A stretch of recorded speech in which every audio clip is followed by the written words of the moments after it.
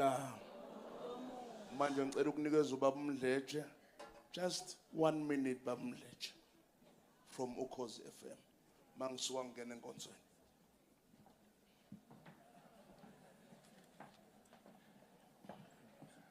Sanibonani. Sanibonani.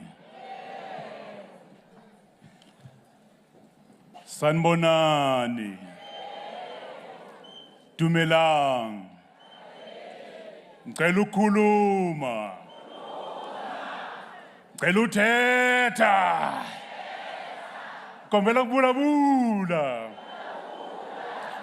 Sibonga kakhulu bingelele abaholi abakhona phakathi kwethu kwezenkolo uhulumeni wethu nabo bonke abantu abakhona ikakhulukazi abalaleli bomsakazo Ukhozi FM. Sanibonani.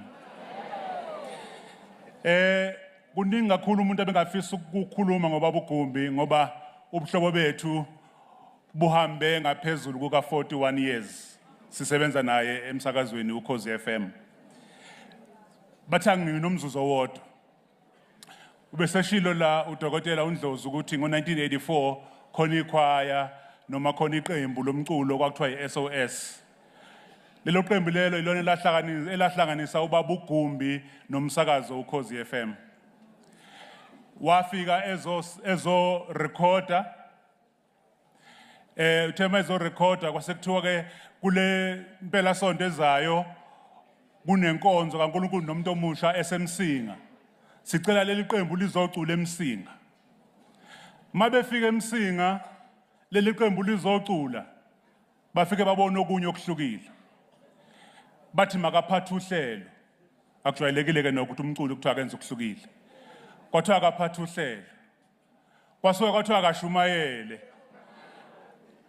Kwathiwa ke zonke inkonzo zethu sifisa ukuthi ube khona uzoshumayela. Kwaqala lapho ke ukuhamba kwalomsebenzi. Sibonga kakhulu kuba umfundisi uHawumbatha, baba umfundisi uPhivi Zulu, baba umfundisi uNgema, baba umfundisi uNtanzi okuyibona balibona leli khono basebethi asilithathe siliphakamise. Ngonyaka 2022 umsakazo Ukhozi FM kwasuka wonke umuntu seza la eStanela sazomhlonipha ubaba uGumbi. Abanye bayakhumbula sasisakazela la samnikeza nomoya ukuthi ke akhulume simhloniphe simkhombise ukuthi baba uGumbi siyabonga kakhulu mawuthi uNkulunkulu qedela nabani uNkulunkulu nomuntu qedela usekhona iklasi. Siyabonga kakhulu.